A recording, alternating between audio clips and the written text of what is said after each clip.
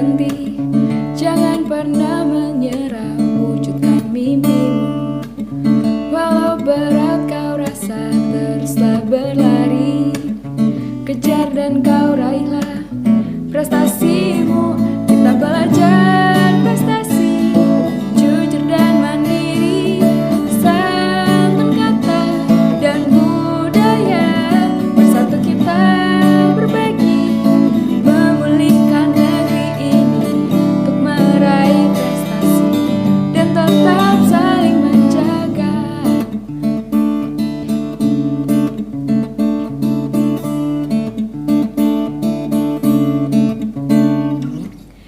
Segala perbedaan harus kita pahami, singkirkan keangkuhan, satukan tujuan.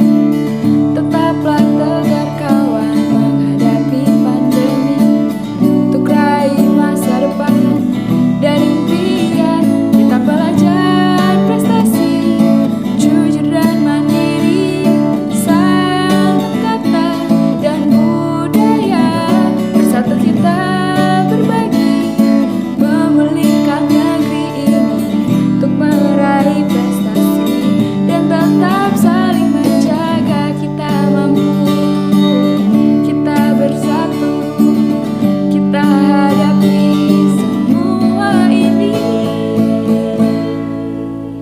Kita belajar prestasi, jujur dan mandiri, santun kata dan budaya, bersatu kita berbagi, memulihkan negeri ini untuk meraih prestasi dan tetap saling menjaga untuk meraih prestasi. Bangkitlah Indonesia.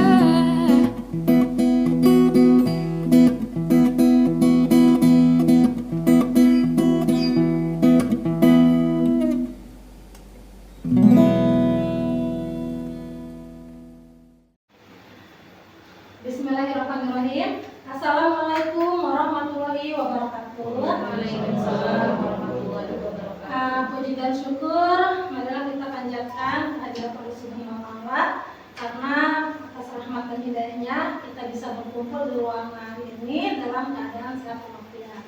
Salawat serta salam marilah kita curahkan kepada junjungan Nabi kita, Nabi besar Muhammad Sallallahu alaihi wasallam.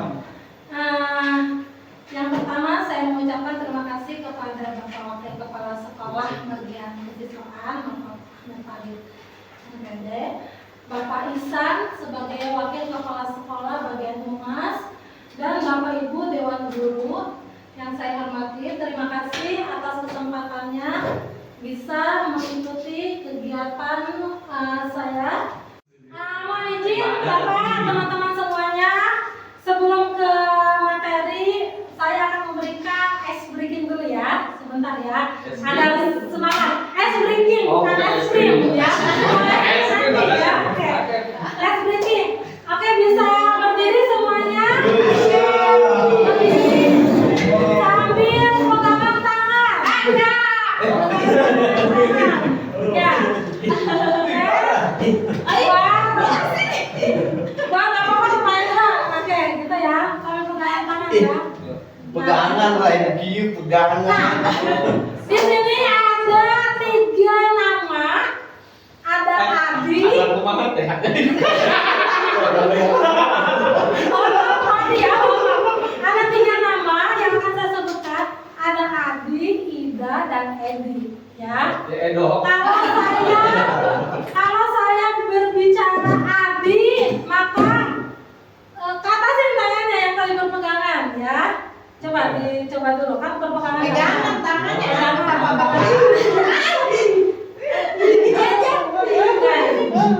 Oke, kalau saya ngomong Adi, pokoknya ke atasin. Mulai. Baju baru soalnya ya, jadi Enggak usah langsung dilepas, tetap. Adi. Kalau saya bicara Adi ke atas ya. Oke. Adi. Adi ke atas. Ngobrol baik sama Pak. Mulai ya. Mulai. Aku ingat gimana? Nanti kalau kemana mah kata kuncinya kalau Adi ke atas, ingat-ingat kalau Adi ke atas itu aja. Oke, ya. Dia cerita. Aku bercerita nih, saya bercerita ya. Ida, seorang anak perempuan yang sering tidak masuk kelas. Karena tidak masuk kelas terus, maka temannya yang bernama Adi ke rumah Ida untuk menanyakan kenapa Ida tidak masuk kelas. Kata Ida, saya tidak masuk kelas karena tidak ada motor. Maka dari itu Adi mengajak Edi untuk memberikan tumpangan kepada Ida karena rumah Edi dekat dengan rumah Ida. Nah, setelah Adi memberikan saran kepada Ida dan Edi, maka dari situ Ida besoknya bisa berangkat ke sekolah. Sesampainya di sekolah, Ida berterima kasih kepada Edi dan Adi. Adi pun merasa senang karena temannya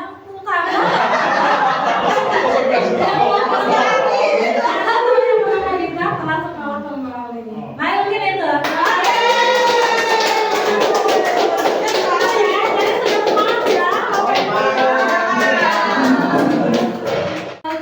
Menyebarkan pemahaman dan pengalaman penerapan budaya positif. Ini adalah salah satu tugas dari pendidikan calon guru penggerak angkatan 10. Next. Yang pertama, konsep utama budaya positif, yaitu ada 7. Yang pertama, perubahan paradigma belajar. Yang kedua, disiplin positif. Yang ketiga, motivasi perilaku manusia. Yang keempat, keyakinan kelas. Yang kelima, kebutuhan dasar manusia. Yang keenam, segitiga restitusi. Dan yang terakhir, posisi kontrol guru. Nah, yang pertama, perubahan paradigma. Nah, di sini pembelajaran dengan paradigma baru. Pembelajaran dengan paradigma baru dirancang berdasarkan prinsip pembelajaran yang berdiferensiasi, sehingga setiap siswa belajar sesuai dengan kebutuhan dari tahap perkembangannya untuk mewujudkan profil pelajar Pancasila. Seperti yang kita tahu sekarang bahwa di kurikulum Merdeka kita mengacu pada profil pelajar Pancasila untuk menentukan karakter dari siswa. Nah, ini ada perubahan paradigma ya, dari stimulus respon tentang dunia ke teori kontrol tentang dunia. Ini ada perubahannya, saya tidak baca semuanya ya. Nah, di antaranya misalkan orang lain bisa mengontrol saya, ya itu teori kontrolnya tentang dunia berubah menjadi hanya Anda yang bisa mengontrol diri Anda. Ya, jadi yang selanjutnya, saya bisa mengontrol orang lain, Anda tidak bisa mengontrol orang lain. Nah, itu adalah perubahan paradigma ya. Nah, selanjutnya next. Nah, ada disiplin positif yang kedua. Nah, dalam budaya kita, kata disiplin dimaknai menjadi sesuatu yang dilakukan seseorang pada orang lain untuk mendapatkan kepatuhan. Kita cenderung menghubungkan kata disiplin dengan ketidaknyamanan. Ya, seperti yang sudah diterapkan di sekolah, mungkin ya sebelum saya mendapatkan pendidikan di CDP, saya berpikirnya disiplin itu anak-anak harus memakai peraturan, dan oleh sebagian siswa mungkin itu merasa mereka itu tidak nyaman dengan adanya peraturan itu. Sebagai pendidik, tujuan kita adalah menciptakan anak-anak yang memiliki disiplin diri sehingga mereka bisa berperilaku dengan mengacu pada nilai-nilai kebajikan universal dan memiliki motivasi intrinsik, bukan ekstrinsik. Kenapa di sini motivasi intrinsik? Karena kalau motivasi intrinsik itu munculnya dari diri si anak, ya, bukan karena dia takut kena hukuman, bukan karena dia takut kena sanksi, bukan karena dia ingin dihargai, tapi muncul dari diri sendiri, ya, itu motivasi intrinsik, bukan ekstrinsik. Kalau ekstrinsik berarti ada pengaruh dari luar. Ya, selanjutnya ada motivasi perilaku manusia. Seperti yang sudah saya jelaskan tadi, ada motivasi intrinsik, ada motivasi ekstrinsik. Nah, ini ada 3 jenis motivasi perilaku. Yang pertama, untuk menghindari ketidaknyamanan atau hukuman. Jadi anak merasa harus disiplin karena dia takut hukuman. Kira-kira intrinsik apa ekstrinsik? Ekstrinsik. Ya, karena ada pengaruh dari luar, yaitu dia takut kena hukuman atau ketidaknyamanan. Yang kedua, untuk mendapatkan imbalan atau penghargaan dari orang lain. Ini termasuk ekstrinsik apa? Ekstrinsik juga ya, karena dia ada imbalan atau penghargaan. Kalau nggak ada penghargaan atau imbalan, mungkin nggak akan berdisiplin ya, karena ini ada penghargaan, itu ekstrinsik. Yang selanjutnya, untuk menjadi orang yang mereka inginkan dan menghargai diri sendiri dengan nilai-nilai yang mereka yakini, itu intrinsik. Ini dari dalam diri mereka sendiri, dia meyakini adanya nilai-nilai kebajikan yang dia percaya, ya, ini intrinsik. Oke, next. Nah, ini hukuman, ya. Apa sih hukuman? Hukuman itu tindakan tidak terencana atau tiba-tiba. Anak atau murid tidak tahu apa-apa yang terjadi dan tidak dilibatkan. Hukuman bersifat satu arah dari pihak guru yang memberikan. Jadi hukuman itu hanya satu arah, ya. Tiba-tiba guru memberikan hukuman. Misalkan saya mencontohkan di sini si Agis nih, kelas 10 11 TP ya. Dia suka tidur aja di kelas. Saya tegur kan, Agis, karena kamu dari tadi tidur aja saat pelajaran ibu, maka jawab pertanyaan ibu. Apa itu perasaan Agis? Otomatis Agis tidak tahu. Dia menjawab tidak tahu, Bu. Maju ke depan. Kalau begitu, nah ini adalah sebuah hukuman karena satu orang dari guru. Oke, ada lagi selain hukuman adalah konsekuensi, ya. Konsekuensi terencana atau disepakati sesuai dengan peraturan. Peserta didik selalu tidak dibuat tidak nyaman, ya. Selalu tidak dibuat nyaman. Contohnya, Agis, kenapa kamu terlambat? Maaf Bu, saya bangun kesiangan. Kamu ingat kesepakatan kelas yang sudah kita sepakati? Ya Bu, jika terlambat saya harus berdiri di depan kelas selama KBM. Tentunya si Agis ini merasa tidak nyaman dengan harus berdiri di depan kelas selama KBM berlangsung. Itu membuat siswa menjadi tidak nyaman. Oke, selanjutnya. Nah, keyakinan kelas, ya, material saja keyakinan kelas. Nah, di sini kita sebagai guru, apakah keyakinan kelas atau peraturan kelas yang akan kita jalankan? Kira-kira apa? Ya. Nah, sebelumnya kita lihat dulu apa itu peraturan kelas. Nah, peraturan kelas adalah alat untuk mengatur perilaku yang diharapkan terjadi pada peserta didik menjadi lebih baik. Mengatur, ya, di sini ada kata kuncinya mengatur. Itu yang namanya peraturan kelas.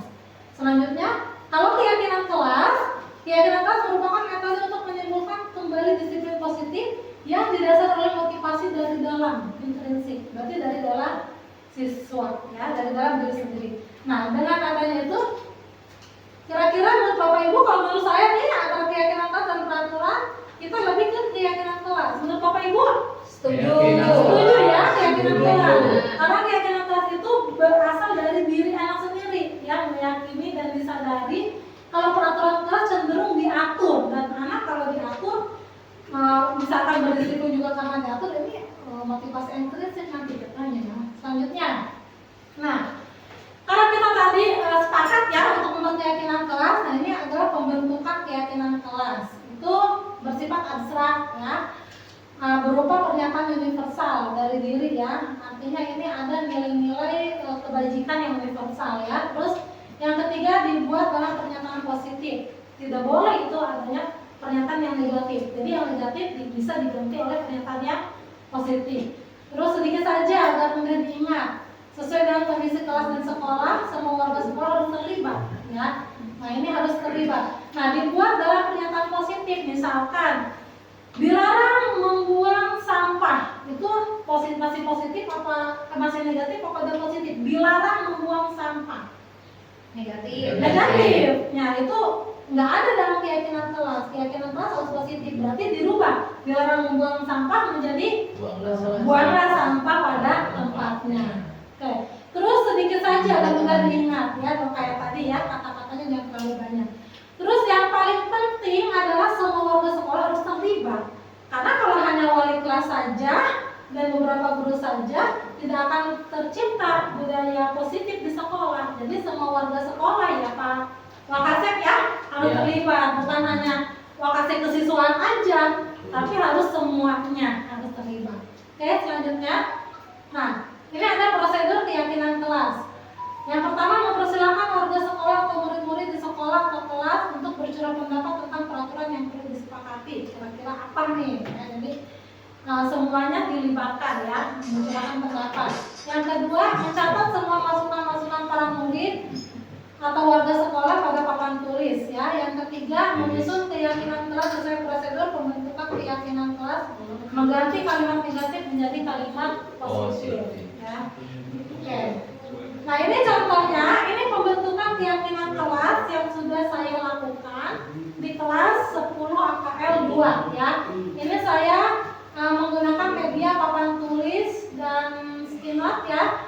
Terus anak-anak di sini menuliskan masing-masing dari diri mereka apa kira-kira tindakan positif yang mereka inginkan. Ya, ini ada beberapa. Nanti dari sini saya rangkum menjadi 5 keyakinan kelas, diantaranya buanglah sampah pada tempatnya. Nah, ini berikut ini next. Berikut tayangan tentang pembentukan keyakinan kelas. Silakan selamat menyaksikan. Selamat menyaksikan.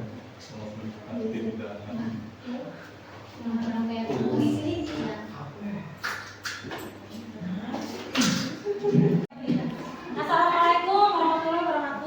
Waalaikumsalam warahmatullahi wabarakatuh. Bagaimana kabar kalian hari ini? Alhamdulillah baik. Tetap semangat ya. Oke, walaupun di jam terakhir udah siang, tapi semangatnya harus semangat Pak. Baik. Oke, kali ini Ibu akan mengajak kalian untuk membuat suatu kesepakatan. Apa kesepakatannya? Kita membuat keyakinan kelas. Sebelumnya ada yang tahu apa itu keyakinan kelas? Bu, izin jawab. Ya, silakan yang clear. Keyakinan kelas merupakan sesuatu yang dapat diterapkan di lingkungan kelas tersebut. Oke. Ini sesuatu yang dapat diterapkan ya di lingkungan kelas kita ini. Ya. Kalau dulu namanya peraturan ya atau tata tertib. Sekarang tidak ada yang namanya peraturan. Adanya keyakinan kelas. Kenapa? Kalau peraturan kan sifatnya memaksa, diatur. Kalian mau tidak diatur? Enggak ya? Siapa sih yang mau diatur? Tapi kalau keyakinan kelas, keyakinan itu timbul dari dalam diri kita. Ya, keyakinan itu. Ya. Nah, sekarang kalau kita sudah sepakat nggak nih mau membuat keyakinan kelas? Sepakat tidak? Oke, karena kita sepakat untuk membuat keyakinan kelas yang akan diterapkan di kelas kita, ini ada tanda tangan kalian. Sebagai bukti kalian menyepakati, ya, kalau kita telah merumuskan suatu keyakinan kelas. Silakan ditandatangan ya. Ya, sambil berjalan aja tanda tangannya ya. Dari mulai dari sini. Sambil berjalan. Selanjutnya ada yang mau ditanyakan tidak? Sudah paham? Ya, jadi tujuannya kenapa kita membuat kesepakatan untuk merumuskan keyakinan kelas agar kita di kelas ini lebih tertib lagi, ya, lebih berdisiplin lagi, dan nantinya kedepannya insya Allah kita semua menjadi orang-orang yang sukses. Amin, ya Rabbal Amin. Oke, di sini Ibu akan menuliskan tentang tindakan positif.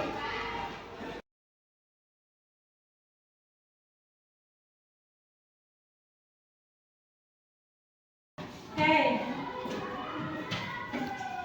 Ibu kasih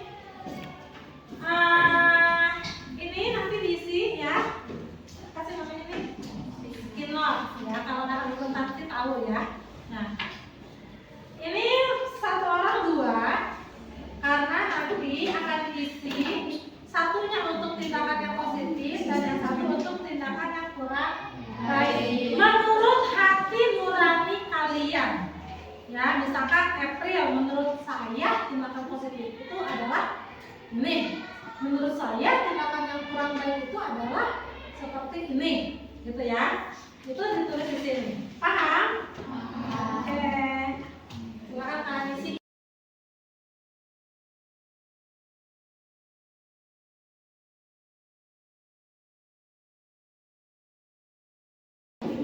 Lalu setelah kalian isi dengan kata-kata tindakan positif dan tindakan yang kurang baik, silakan kalian tempel di depan.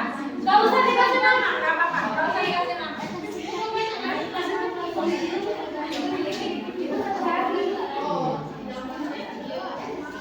Satu orang kan dapat 2 ya. Nanti diisinya 1 oleh tindakan positif sesuai dengan hati nurani kalian, yang 1 tindakan yang kurang baik sesuai dengan hati nurani kalian.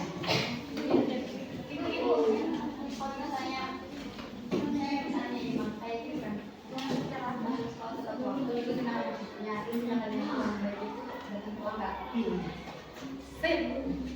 Tuh, silakan tuangkan di kertas tersebut, lalu ditempel, yang sudah ditempel ya.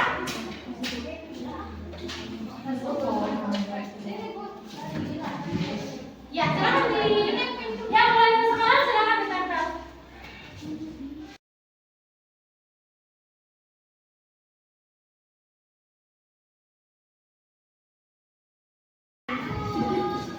Oke, kita lihat bareng-bareng ya.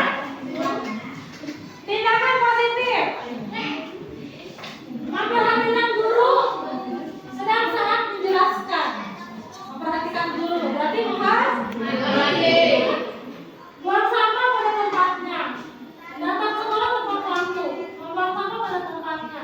Mengerjakan tugas tepat waktu. Masuk kelas tepat waktu.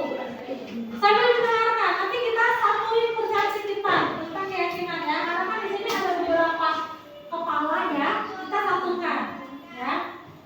Bekerja sama, menjaga kebersihan. Mengerjakan tugas piket, membuang sampah pada tempatnya. Membuang sampah pada tempatnya. Jangan membuang sampah di dalam kelas. Membuang sampah pada tempatnya. Mengerjakan PR. Saling menghargai, peduli dan membantu sesama teman. Tindakan positif adalah mengkaji dan terus sekolah. Bekerja sama, membersihkan kelas. Membersihkan dinding kelas. Mengerjakan tugas tepat waktu. Belajar tepat waktu. Mengerjakan tugas tepat waktu. Patuh pada peraturan turunan, tepat waktu di sekolah, tepat waktu tidak di sekolah. Diam di kelas pada saat belajar berlangsung. Mengerjakan tugas, melaksanakan kerja rutin membersihkan sekolah, mengerjakan tugas tepat waktu. Bersikap sopan santun, membuang sampah pada tempatnya, membuang sampah pada tempatnya. Kira-kira ini kan antara kesamaan. Poin apa yang kita ambil dari kesamaan itu? Kebanyakan tadi ini bacakan dari kalian. Tentang apa? Kebersihan ya. 1 kebersihan berarti ya, kesepakatan kita. Apa keyakinan kelas kita yang disepakati? 1 tentang kebersihan. Berarti keyakinan kelasnya apa? Buanglah sampah pada tempatnya.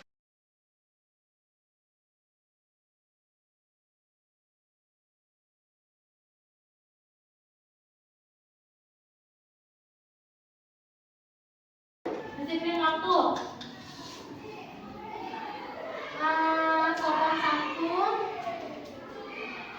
Ini selanjutnya saling menghargai dan saling menghormati. Jadi ada 5 ya. Sepakat tidak? Sepakat. Ya, ini adalah keyakinan kelas yang kita buat bersama, yang sudah kita sepakati bersama dan kita jalankan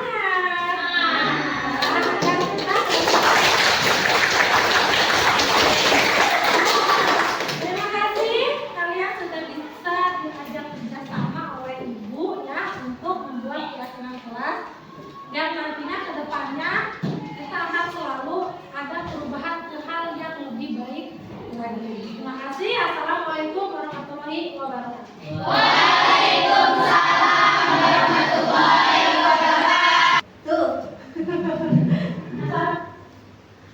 Nah, itu salah satu contoh ya yang sudah saya lakukan untuk membentuk keyakinan kelas satu kelas 10 AKL. Yang selanjutnya setelah keyakinan kelas adalah kebutuhan dasar manusia. Nah, di sini kebutuhan dasar manusia saya menggunakan teori dari Maslow ya, teori hierarki Maslow. Nah, Maslow menyatakan ada 5 tingkatan dalam kebutuhan manusia. Dimulai dari yang paling rendah, yaitu kebutuhan fisiologis, kebutuhan rasa aman, kebutuhan sosial, kebutuhan ego, dan kebutuhan aktualisasi diri sebagai tingkatan paling tinggi. Selanjutnya, nah ini Maslow ya, hierarki teori kebutuhan dasar manusia. Yang paling dasar ini kebutuhan fisiologi ya. Terus ini ada kebutuhan rasa aman, sosial, ego, aktualisasi diri. Oke, next. Nah, kebutuhan dasar atau fisiologi.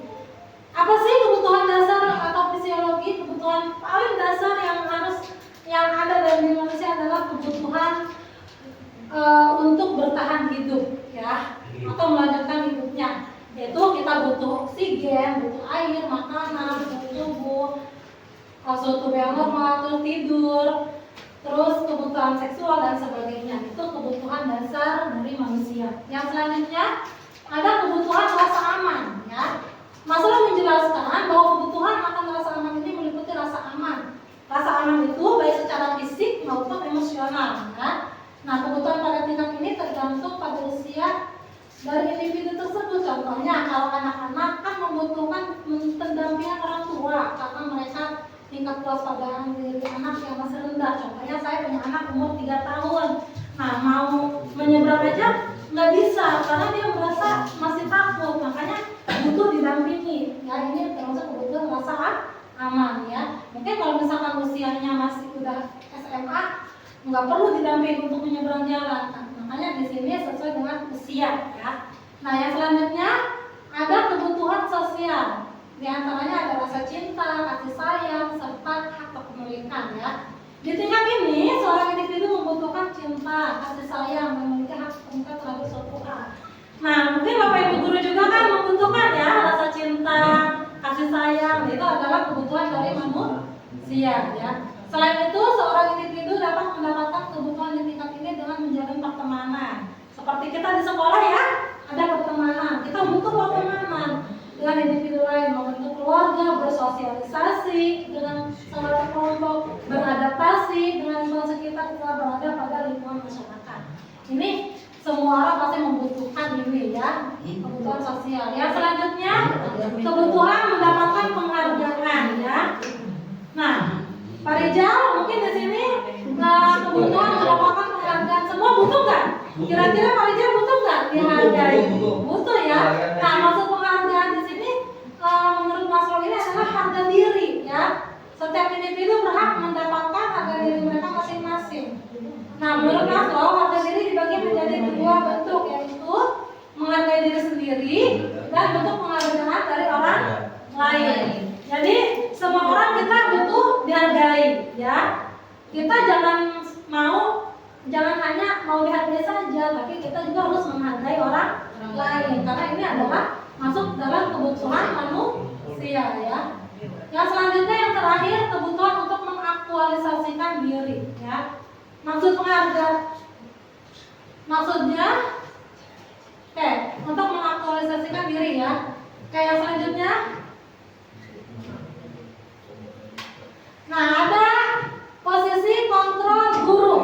Ada 5 posisi kontrol guru ya. Yang pertama sebagai penghukum, yang kedua sebagai pemantau, ketiga pembuat rasa bersalah, yang keempat sebagai teman, yang kelima sebagai manajer. Kira-kira di antara 5 posisi ini kita sebagai Bapak Ibu guru berada di posisi mana? Nah, baik, saya akan jelaskan satu persatu ya tentang. Nah, posisi guru sebagai penghukum. Nih, contoh Bapak guru yang sedang menghukum ya. Guru yang berada pada posisi penghukum menggunakan hukuman untuk mengendalikan perilaku peserta didik. Hukuman dapat berupa hukuman fisik, verbal, atau sosial. Nah, verbal juga. Ini hukuman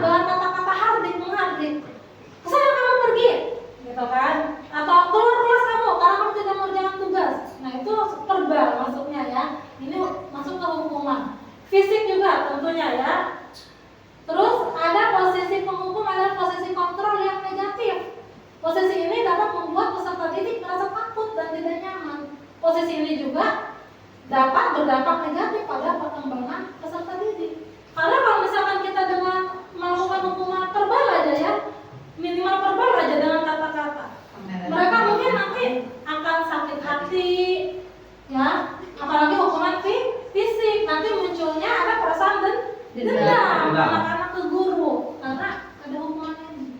Yang selanjutnya pemantau, ya. Guru hanya memantau saja, tidak berbuat apa-apa. Ya, guru yang berada posisi pemantau hanya mengawasi perilaku peserta didik. Guru tidak melakukan intervensi kecuali peserta didik melakukan kesalahan. Posisi pemantau ada posisi kontrol yang positif. Posisi ini tidak efektif papinya untuk mengendalikan perilaku peserta. Walaupun positif, cuma tidak efektif karena guru ini cenderung diam, ya, tidak berbuat apa-apa, hanya memantau saja. Yang ketiga, membuat rasa bersalah. Biasanya kalau ibu-ibu nih, karena saya juga sering melakukan ini, yang membuat merasa bersalah. Guru yang berada pada posisi membuat rasa bersalah menggunakan rasa bersalah untuk mengendalikan perilaku peserta didik. Guru akan membuat peserta didik merasa bersalah jika mereka melakukan kesalahan. Contohnya gini, kalau saya ya pernah ya, itu pengalaman saya. Anak-anak misalkan ribut aja, ya saya udah membuat presentasi materi untuk saya presentasikan, tapi anak-anak tidak memperhatikan. Saya gini, kalian gimana sih? Ibu udah capek-capek, sembarangan membuat ini, kenapa kalian nggak menghargai? Nah itu kata-kata itu adalah dia guru itu berada pada posisi membuat rasa bersalah, ya. Jadi nanti anak-anak di sini mereka itu merasa bersalah dengan gurunya seperti itu. Nah, posisi pembuat rasa bersalah adalah posisi kontrol yang negatif. Kenapa negatif? Karena membuat peserta didik merasa takut dan tidak nyaman. Posisi ini juga dapat berdampak negatif. Nah, jadi anak-anak merasa nggak nyaman gitu, karena gurunya sudah berbicara seolah-olah menyalahkan murid gitu ya. Seperti yang saya lakukan tadi, udah begadang ibu capek-capek membuat presentasi karena tidak memperhatikan. Nah, itu adalah posisi kontrol seorang guru pada membuat rasa bersalah. Next, yang selanjutnya sebagai teman. Nah, mungkin ada di sini ya guru yang sebagai teman, dekat banget dengan muridnya. Ya. Nah, ini kayaknya Pak Adi nih ya, Pak Adi dekat dengan muridnya. Tiap pulang sekolah yuk ngaliwat yuk gitu kan. Nah, ini kedekatan dengan muridnya. Guru yang berada pada posisi teman membangun hubungan yang dekat dengan peserta didik. Ini ada kedekatan ya, ada hubungan yang dekat dengan peserta didik. Guru akan mendengarkan peserta didik dan memberikan dukungan emosional. Ini bagus ya.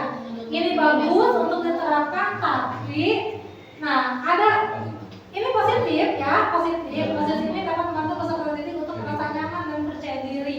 Ini bagus untuk diterapkan. Akan tetapi pasti ada hal yang negatifnya. Karena terlalu dekat dengan murid, dengan guru, biasanya murid merasa suka melunjak ya, iya enggak Pak Adi? Kayak gitu ya. Nah, kalau saya melihat Pak Adi dekat dengan murid-murid. Tiap pulang sekolah selalu berkumpul. Ini bagus, positif ya, positif. Cuma nanti efeknya murid-murid jadi kebablasan gitu ya karena dekat dengan guru. Jadi nantinya saking kenyamanannya, tapi hati-hati nih guru laki-laki itu guru perempuan aja. Murid perempuan karena kita kan sudah SMK ya, udah pada dewasa ya, jadi harus bisa jaga jarak. Hati ya Pak Adi. Nah yang selanjutnya, Pak Adi juga hati-hati ya. nah ada posisi sebagai manajer ya. Nah mungkin menurut saya ini ya manajer, guru yang berada pada posisi manajer dapat peserta didik untuk mengembangkan keterampilan dan kemampuan mereka. Guru akan memberikan bimbingan dan dukungan peserta didik untuk mencapai tujuan mereka. Nah kalau sebagai manajer selain memberikan bimbingan dan dukungan, dia juga sebagai posisinya membangun hubungan pada yang baik dengan siswa, memberikan bimbingan dan dukungan. Jadi ini posisi kontrol sebagai seorang manajer ini yang efektif ya untuk dilakukan karena posisi ini dapat membantu peserta didik untuk berkembang dan mencapai tujuan mereka. Ya, oke selanjutnya sebelumnya dulu. Nah di antara posisi kontrol yang 5, nah kira-kira nih apa saja yang sudah kita lakukan. Kalau saya tadi sebagai penghukum sudah pernah, pemantau karena sudah merasa lelah dengan anak-anak, udahlah saya liatin aja gitu. Mohon maaf ya kalau kesiswaan, katakan itu sifat manusia, kalau apa manusiawi ya, sifat manusia. Nah sebagai teman saya pernah, cuman mungkin manajer nih, kita berusaha ya menjadi seorang guru yang ada sebagai manajer ya. Oke, selanjutnya ya yang terakhir adalah segitiga restitusi ya, dari materi kita ini yang paling terakhir, segitiga restitusi ya. Nah ada 3 tahap dari segitiga restitusi. Yang pertama menstabilkan identitas, yang kedua validasi tindakan yang salah, yang ketiga menanyakan keyakinan. Ini yang paling pertama, kita harus menstabilkan identitas dulu. Kalau identitas anak-anak sudah stabil, baru kita memvalidasi tindakan mereka yang salah, baru menanyakan tentang keyakinan. Next, saya akan jelaskan satu persatu. Nah ini untuk menstabilkan identitas. Jika anak berbuat salah, maka ada kebutuhan dasar mereka yang tidak terpenuhi. Kira-kira ini kan ya menstabilkan identitas. Jadi kita jangan menjudge anak itu salah gitu kan. Jadi kita harus berpikir anak berbuat salah, berbuat di luar aturan, berarti kan ada kebutuhan yang anak tidak terpenuhi. Penyebabnya apa? Misalkan kalau di sekolah, misalkan di kelas dalam pelajaran saya, misalkan sejarah, anak tidak memperhatikan, ngantuk, pengennya tidur. Oh apa nih penyebabnya gitu? Ini ada dalam tahap menstabilkan identitas. Ya mungkin metode pengajar saya kurang bagus gitu ya. Nah yang kedua menstabilkan identitas tujuan untuk merubah orang yang gagal karena telah berbuat kesalahan menjadi orang yang sukses. Jadi kita di sini merubah paradigma anak ya. Nanti kalau kamu seperti itu aja, mana bisa kita akan mencapai kesuksesan gitu kan? Karena ini merubah paradigma ya. Yang ketiga, kita harus mampu meyakinkan mereka dengan mengatakan kalimat seperti ini. Misalkan, tidak ada manusia yang sempurna. Saya juga pernah melakukan kesalahan seperti itu. Jadi kalau misalkan ada anak yang salah, jangan harus kita langsung hukum, tapi tanyakan dulu. Ya, kamu sedang melakukan kesalahan, tapi tidak apa-apa karena manusia itu memang tempatnya salah. Saya juga pernah melakukan kesalahan. Itu meyakinkan, ya, meyakinkan anak ya, agar kita melakukan menstabilkan identitas. Ketika seorang dalam kondisi emosional, maka otak tidak akan mampu berpikir rasional. Betul enggak? Betul. Iya, kalau kita lagi emosi kan tidak terkontrol, ya. Jadi pikiran rasional itu nggak akan ada kalau kita emosi. Saat inilah kita menstabilkan identitas anak. Anak kita bantu untuk tenang dan mencari solusi untuk menyelesaikan permasalahannya.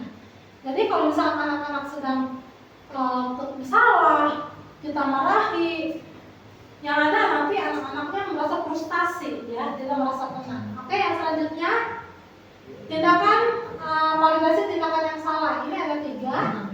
Yang pertama berdasarkan prinsip setiap perilaku berupaya memenuhi suatu kebutuhan tertentu. Jadi harus terpenuhi kebutuhannya. Tadi menurut Maslow ada 5 kebutuhan dasar manusia, ini harus terpenuhi dulu nih. Kalau misalkan kelima-limanya sudah terpenuhi, apa kira-kira nih? Kenapa dia berbuat salah? Kalau tadi kan anak misalkan merasa bosan, berarti kan anak memiliki kebutuhan apa? Kesenangan misalkan ya. Nah ini dulu nih harus kita diperhatikan kebutuhan anak. Yang kedua, guru akan bergeser dari stimulus respon menjadi proaktif. Yang ketiga, mengenali dan mengakui kebutuhan peserta didik ini dapat memperbaiki hubungan dengan peserta didik. Itu validasi tindakannya salah. Ini tahap yang kedua dari segitiga restitusi. Yang ketiga, yang terakhir, menanyakan keyakinan. Teori kontrol menyatakan bahwa pada dasarnya tidak termotivasi secara intrinsik, ya. Termotivasi pada dasarnya secara intrinsik dari dalam, ya. Yang kedua, saat perilaku telah divalidasi dan identitas sukses telah stabil, maka murid telah siap mengaitkan keyakinannya dengan tindakannya yang salah. Jadi setelah kita memvalidasi tindakan tadi, kira-kira yang kamu lakukan itu sesuai tidak dengan keyakinan kelas yang sudah kita sepakati.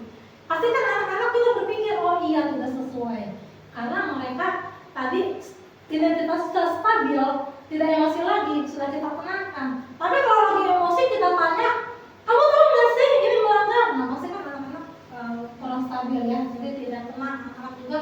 tidak akan berpikir secara rasional. Oke, selanjutnya. Nah, berikut ini adalah tayangan cara menyelesaikan dengan menggunakan segitiga restitusi. Ya, silakan Bapak Ibu selalu menyaksikan. Ini adalah tindakan yang sudah saya lakukan terhadap anak yang melanggar pengaturannya. Ada 2 kasus.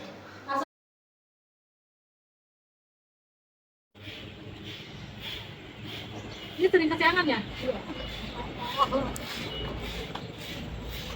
Lapor dulu tuh. Siapa namanya? Kelas? Kelas multimediasi. Ini sering kesiangan? Iya, setiap hari Senin. Hari Senin? Iya. Kalau udah jam sana, Pak Guru Upacara udah mulai. Kamu baru datang. Udah, kamu ke sana, nanti habis upacara istirahat ya. Nanti ke ibu ya, ke ruangan ibu ya. Udah, sana.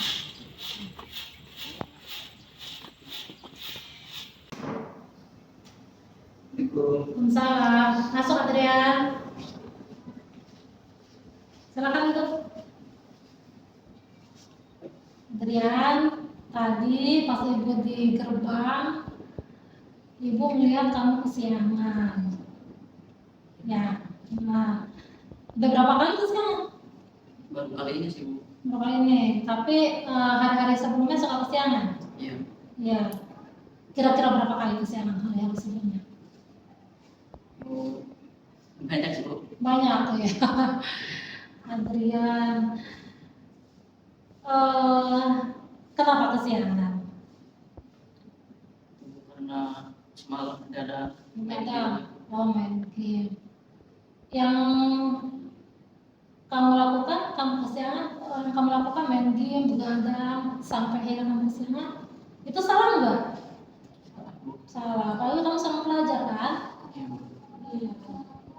Nah itu salah, tapi nggak apa-apa lah. Manusia kan memang tempatnya yang salah, ya. Tapi kita mencoba ke depannya untuk memperbaiki kesalahan itu.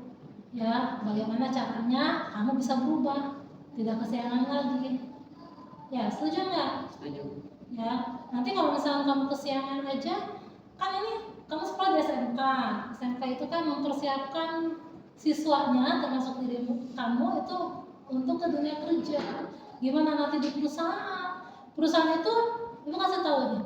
Kalau di perusahaan, ya, misalkan ada karyawan yang telat, ya, kan ada sistem pinjar gitu kan, ada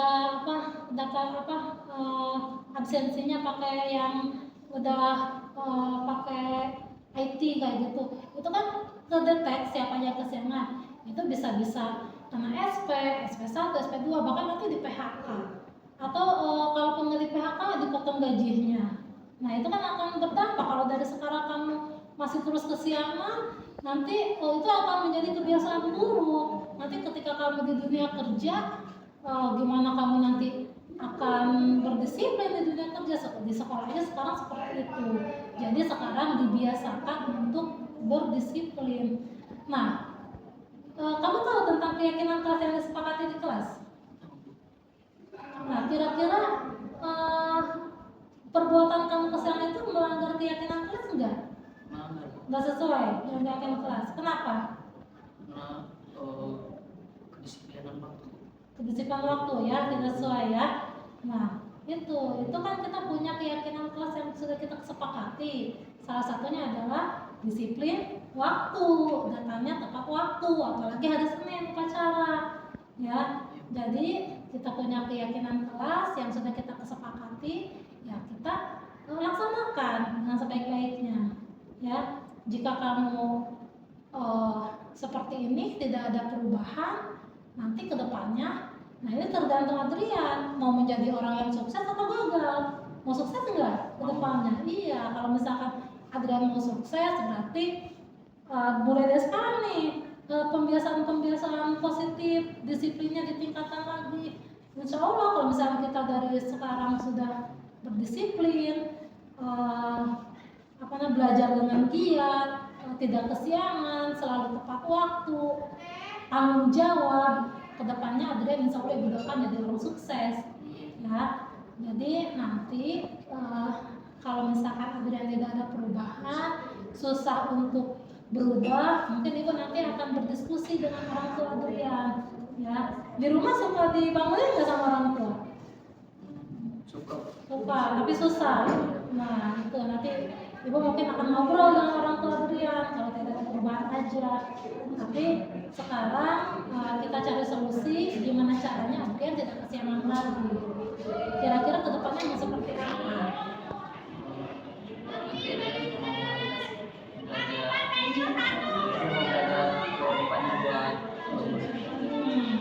Supaya tidak kesiangan harus gimana Adrian?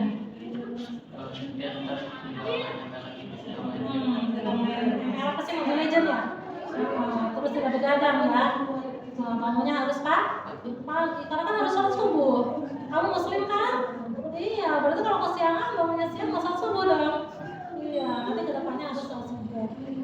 Baik, ibu juga memahami karena seusia Adrian ini seusia masih senang-senangnya main game ya. Tapi Adrian juga harus punya pilihan ya, karena kan Adrian juga harus memikirkan masa depan ya, supaya nanti kedepannya Adrian bisa jadi orang yang sukses ya. Oke, jadi siap ya mau berubah ya, tidak kesiangan lagi ya. Oke, kalau gitu sekarang kalian siapa? Materi istirahat, pelajaran siapa? Pelajaran Bu Udah nih, ya. Nanti ikuti pelajaran dengan sebaik-baiknya ya. Silakan masuk ke kelas lagi ya. Terima kasih ya. Ya.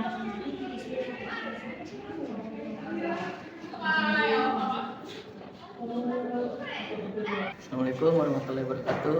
Kenalkan, nama saya Adrian Maulana. Saya dari kelas 11 Multimedia 1. Saya sangat senang sudah diajak berdiskusi bersama Bu Wardah untuk mencari solusi agar saya tidak kesiangan sekolah. Saya berjanji tidak akan bergadang dan tidak akan bermain game sampai larut malam. Terima kasih. Assalamualaikum warahmatullahi wabarakatuh.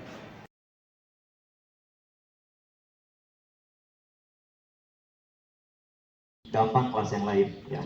Kelas Bapak sendirilah, terutama MM2, 10 MM2.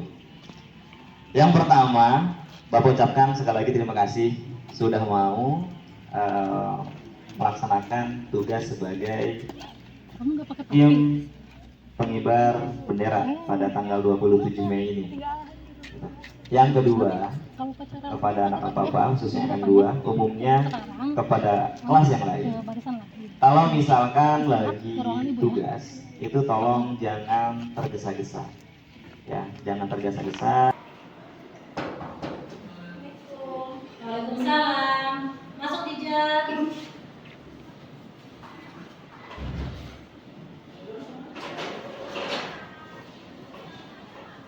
Silakan duduk Dija. Selamat siang Dija. Mohon maaf ya, Ibu udah mengganggu jam istirahatnya Dija. Ya. Tadi kan Ibu panggil Dija ya ke sini karena tadi pagi pas pada saat upacara Ibu mendapatkan Dija nggak pakai topi, sedangkan yang lain kan teman-teman Dija pakai topi. Cuma Dija yang nggak pakai topi. Kenapa Dija nggak pakai topi? Jadi Lupa. Padahal tahu hari ini hari Senin upacara. Buru-buru karena kesiangan kali di rumahnya. Nah, nggak apa-apa karena kan memang lupa itu kan sifat manusia ya. Ibu juga suka lupa, ya. Tapi yang penting nanti kedepannya jangan lupa lagi, harus dipersiapkan dari rumah, dari malam tuh, ya. Apalagi topi kan masukin ke dalam tas, ya. Nah, terus kira-kira tindakan yang Dija lakukan tadi dengan tidak menggunakan atribut itu salah apa tidak? Salah ya. Kenapa salahnya?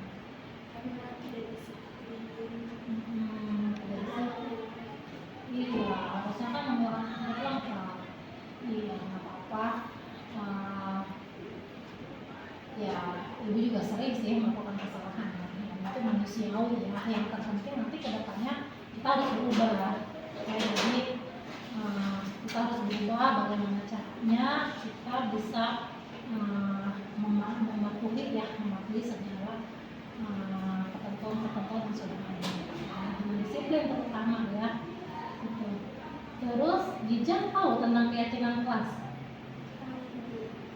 Kira-kira tidak menggunakan atribut itu sesuai tidak dengan keyakinan kelas yang sudah disepakati? Tidak, Tidak sesuai. Kenapa alasannya? karena tidak disiplin. Tidak disiplin. Karena salah satu keyakinan kelas adalah harus disiplin. Ya. Nah, disiplin itu Jijah sangat penting. Ya, disiplin itu sangat penting. Di dunia kerja, kalau kita tidak disiplin, Jijah misalkan lulus dari sekolah kerja ya di perusahaan, tidak disiplin, kira-kira dapat teguran nggak? Dapat teguran, bahkan bisa jadi di PHK. Ya. Nah, salah satu tips biar kita sukses ke depannya, salah satunya adalah kita harus disiplin. Bukan hanya disiplin waktu, tapi juga disiplin dalam berpakaian. Tadi kan salah satu yang Jijah sudah lakukan adalah disiplin dalam berpakaian, tidak lengkap atributnya, itu kan ya. Nah, jadi disiplin itu sangat penting kalau kita ingin kedepannya menjadi orang yang sukses. Mau kita jadi orang sukses? Iya, harus sukses, ya. Jadi mau ya berubah ya? Ya, sanggup ya untuk berubah ya? Untuk hidup berdisiplin. Nah, jadi tadi bukan hanya disiplin waktu, tapi disiplin berpakaian juga. Ya. Nah, Ibu sangat mendukung semangat Jijah untuk berdisiplin. Biar Jijah menjadi orang yang sukses.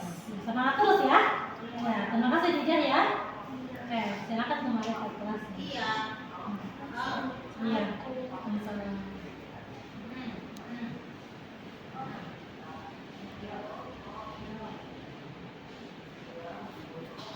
Assalamualaikum warahmatullahi wabarakatuh.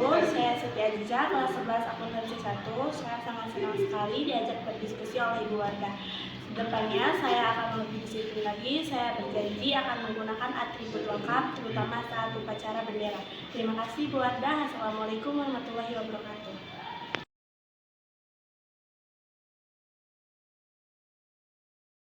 Dua kasus itu saya mohon izin ya Pak Keseswaan, tadi saya menangani dua kasus dengan segitiga restitusi. Nah, mungkin kan banyak kasus-kasus yang lain ya, dan kita bisa menyelesaikan permasalahan dengan menggunakan segitiga restitusi. Oke, next.